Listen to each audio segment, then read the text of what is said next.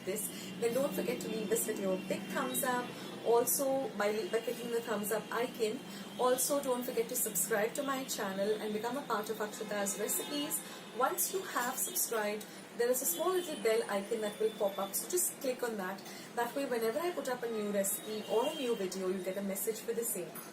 So on that note, I'll say bye and I'll catch you in my next video sooner than you think. This is Akshata saying bye, take care, stay healthy, stay fit, be kind and loving to one another. So till we meet again, bye.